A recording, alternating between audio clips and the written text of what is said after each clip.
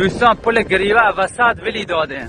Yemen के हुतीज का Saudi अरब पर अब तक का ये सबसे बड़ा हमला है। यानी यमन के हुतीज ने एक बैलिस्टिक मिसाइल दागी थी सऊदी अरब के अबा इंटरनेशनल एयरपोर्ट पर, और उसकी तबाही का मंजर आप सामने से देखिए किस तरह से भारी तबाही हुई है अबा इंटरनेशनल एयरपोर्ट के अंदर। यमन के हुतीज ने यह हमला तब किया है जब ईरान के supreme leader Syed Ayatollah Ali Khamenei के अंतिम संस्कार यानी उनके जनाजे की नमाज पढ़कर ईरान के प्लेन के अंदर बैठकर हुतीज का एक डेलीगेशन का पूरा ग्रुप जो हुतीज के कब्जे में है यमन की राजधानी सना उसके इंटरनेशनल एयरपोर्ट पर उतरने की कोशिश कर रहा था। वैसे ही सऊदी समर्थित और सऊदी ग्रुप ने उस सना इंटरनेशनल एयरपोर्ट पर अटैक कर दिया था। इसी वजह से अब हुतीज गुस्से में आ गए हैं और हुतीज ने उसी हमले के जवाब में जो सऊदी अरब का अबा इंटरनेशनल एयरपोर्ट था उस पर हमला कर दिया है।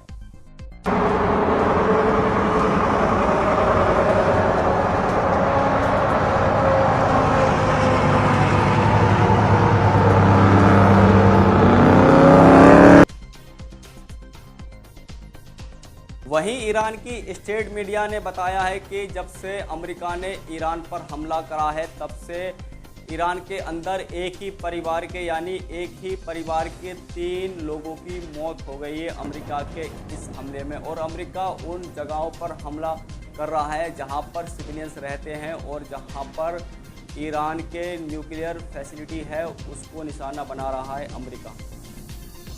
अमेरिका के हमले के बाद ईरान ने बहरीन के अंदर जो अमेरिका का बेसिस था उस पर एक बैलिस्टिक मिसाइल दाग दी है। ये इतने पावर एक्सप्लोजन की मिसाइल थी कि एक बड़ा बम विस्फोट की तरह होता है। जहां पर अमेरिका का बेसिस था बहरीन के अंदर उस पर एक बड़ा धमाका होता है। यानी अब ईरान भी अपने नए नए हथियारों का इस्तेमाल कर रहा है अमेरिका के खिलाफ।